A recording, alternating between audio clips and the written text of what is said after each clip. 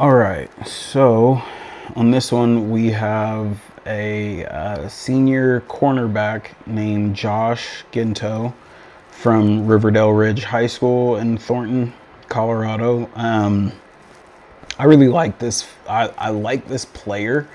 I am not a fan of how the film is structured. I did watch this one already. Not a fan of how the film is structured. There's quite a few changes that I think if those changes were made, it would make his film stand out a bit more. So let's go ahead and get into it. Looking at his title page, you know how I feel about title pages. If you've watched a few of these by now, then this isn't bad, but at the same time, if you're watching this, on Huddle, but I like to take the thought process of what if this film by itself, no links, manages to get in front of somebody? Does it have a way to get a hold of you and know who you are and give that type of information, that introductory information, just from the film?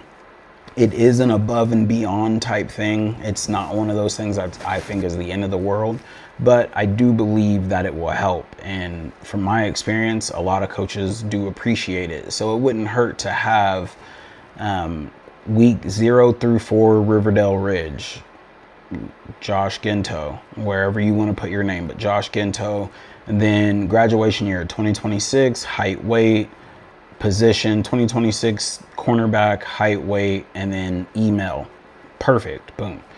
All right, let's move on and get into the first clip. So far side, not bad. Good play in the end zone. So that's not a bad start. I like that. Getting up business as usual. This bothers me. And okay, so one thing I am going to talk about here, and that is, so we use FlyRoute in Colorado. It's a company fantastic company. They come out and they fly drones to give you drone footage of your film. It is one of the best things ever. What happens sometimes is because you don't always have the same pilot, but what happens sometimes is you end up in a situation like this, where a drone, the purpose of a drone is to get all 22 in camera. So I'm actually gonna, I'll probably clip this and send it over to the guys at FlyRoute just to let them know, just to use as a, hey, just to be aware. We can't see what's going on over here. We can't see what's going on over here. And this type of stuff kind of hurts when it comes to film on stance and start. Like as a DB coach, I can't use this film to really gauge my corners. As a wide receivers coach, I can't use this film to gauge my receivers. I can't see what their release is. I can't see what their stance is like. So hopefully we have another angle, but if this is all we got, I can't use this. And one thing that I know is that there are coaches who want this. This is what they want to see, especially your old school coaches, your line coaches, your quarterback coaches. Like they care, your linebackers coaches. The ones who don't, they care about this more than anything, right? Here's what I'll tell you. We can zoom in. We can't zoom out, okay? We can't zoom out. So record from further out, get all 22 in frame, and you don't have to worry about trying to follow the action as much as if it's all in frame, because we can always zoom in to where we need to go, but we can't zoom out. Can't add pixels that aren't actually there. Well, I guess AI is a thing. But I like that you identify yourself as soon as you get in frame here, and that's a good finish there. Same thing here, right? I like how you identify yourself when you get in frame. Good job sealing the edge. Receiver had no wiggle. I like this play. Good motor. All right. That play should have been a little bit sooner.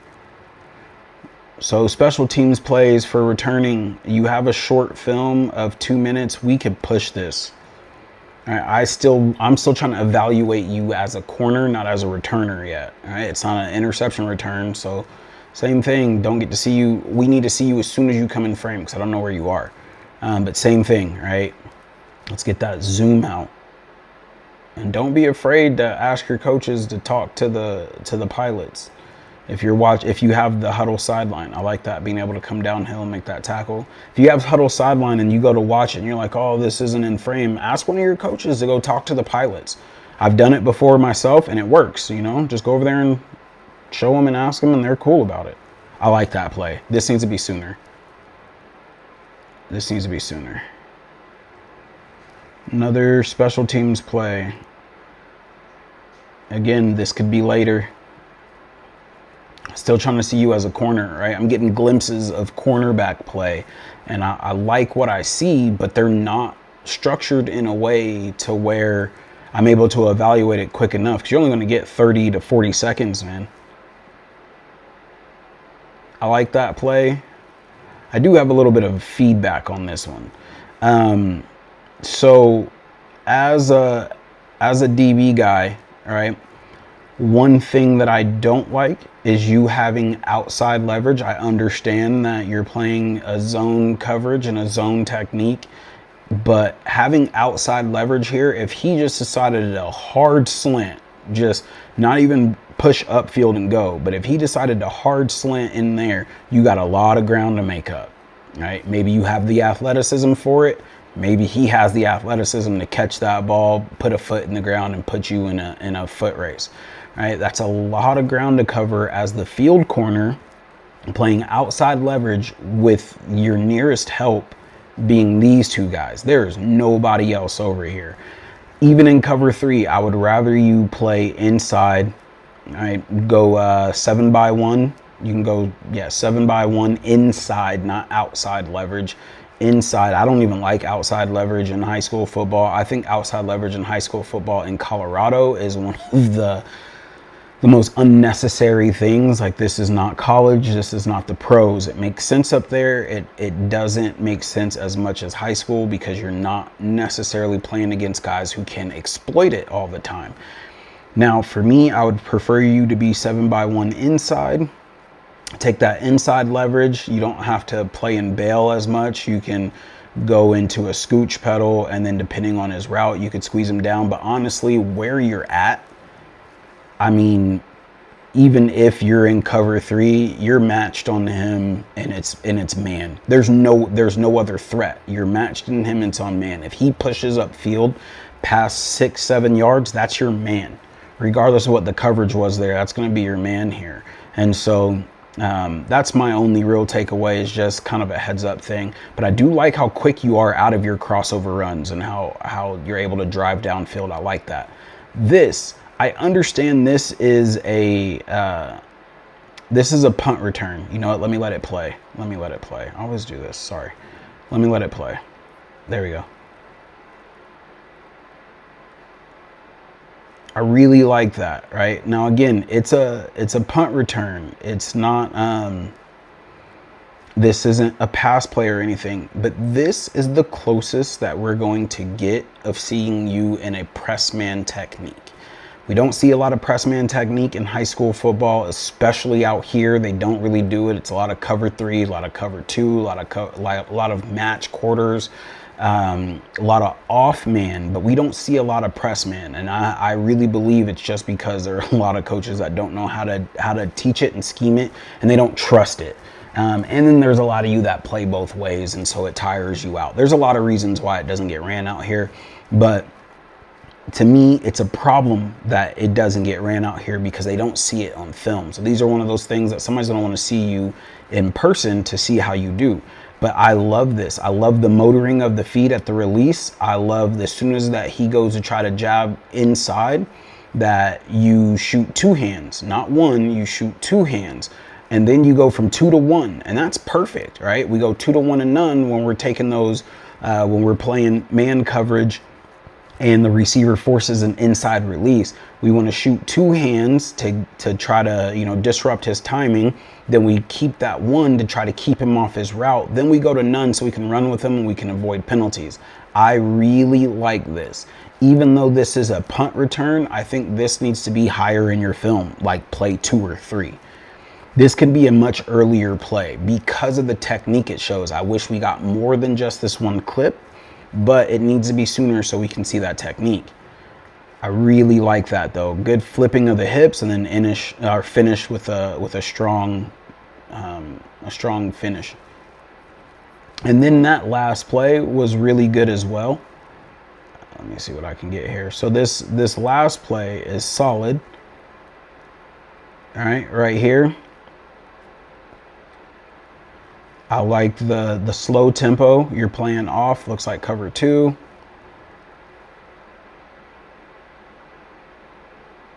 Yeah, but you got trips, so backside is locked. So trips to the near side of the screen, opposite of you. So you are the solo boundary corner here over that one receiver. So you probably are locked in man, which would be my guess, which this puts you in off man. Solid motor, not a lot. As soon as he starts to stem a little bit outside, you don't jump leverage. I really like that. Very patient. All right, you got hips squared to your man. I like that. I don't have too much of a problem with that. I would say if this guy was a shiftier, faster guy, you might wanna not be here when he gets there, but there's enough space and you still maintain that one inside. I think you'll be fine even if he was, as long as you get hands on, which you do.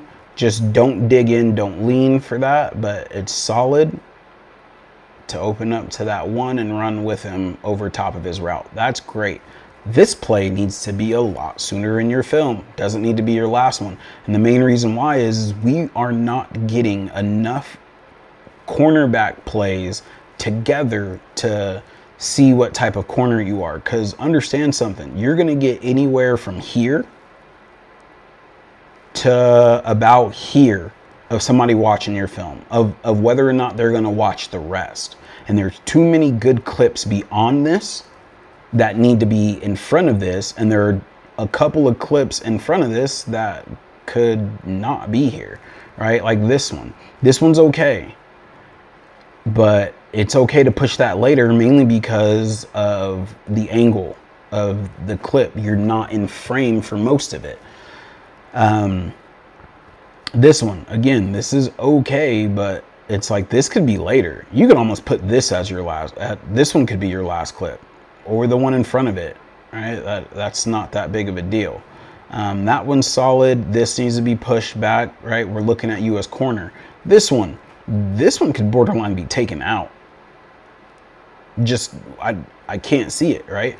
I see you end up, my guess is you have outside leverage just because of where you end up. Understandably so in this coverage, because you do have a too high safety set. And you have help over top who's standing inside the hash and the other one standing outside the hash, when I feel like both of them should be on the hash. If not, this is driving me nuts. Okay. My suggestion of where I would put these guys to start would be have him standing here and him actually standing here where they were to start, and then they could start to funnel. But honestly, I still think inside leverage is better. And then I see you in trail and you're looking back, and look how much space is between you and him in trail, and it looks like you're looking back. Now, I could be wrong, right? It's kind of hard to tell. This isn't like super quality or whatnot, so you could be staring at his hip for all I'm concerned, or for all I know. But for what I'm concerned with is how much space is between you and this guy. Because if the quarterback dumps this and actually allows his receiver to run underneath it, that's 6.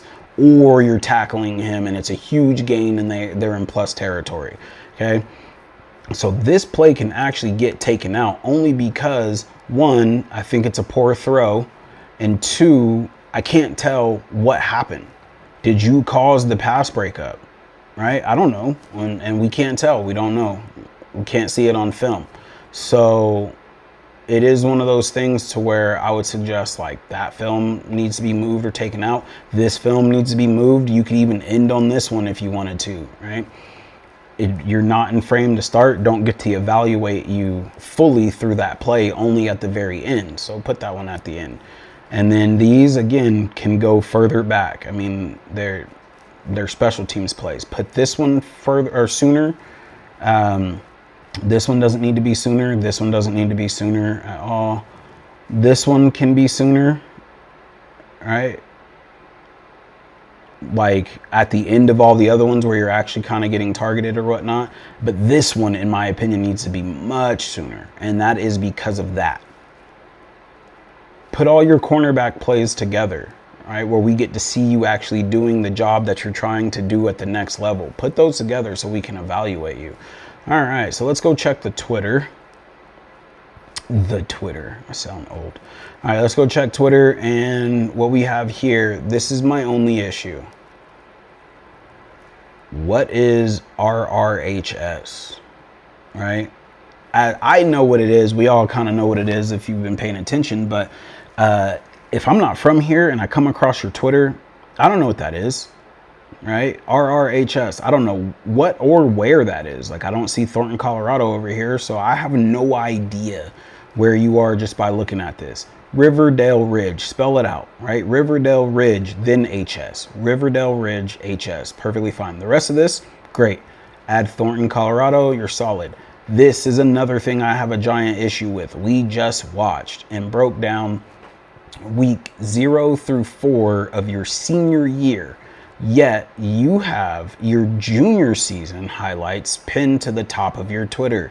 Why? Right? Why is that a thing? Why do we have this pinned here? It doesn't make any sense. This needs to go away.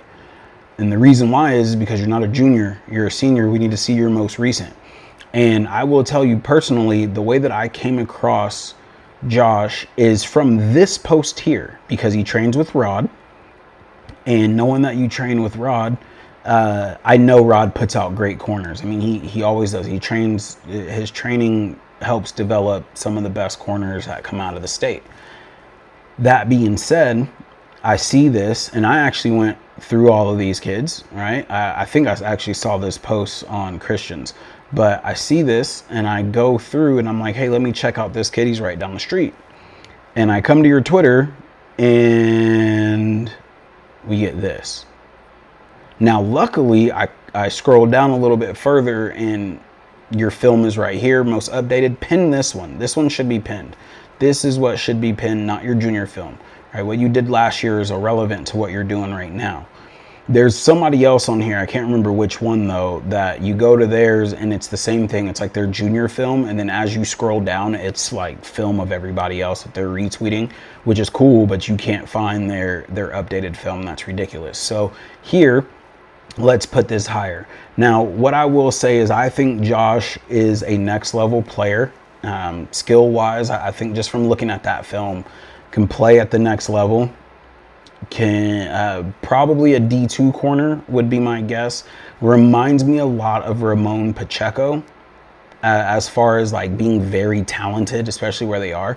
Reminds me a lot of Ramon Pacheco, who played at Pine Creek High School down in Colorado Springs, and is now at Western Colorado playing with the Mountaineers, and is doing a fantastic job over there. I think Josh has that same type of play from what I've seen on his film. I haven't watched him live, and I mean, from what I get from that bit of film breakdown, again, it's kind of hard to really gauge because of what's on there and for what's missing, in my opinion. But other than that, I think Josh is a heck of a player and should be getting some love. Hopefully is getting in contact with college coaches and getting some responses and getting in front of people and gets recruited, because I think this kid could be a steal, especially in the RMAC. So, yeah.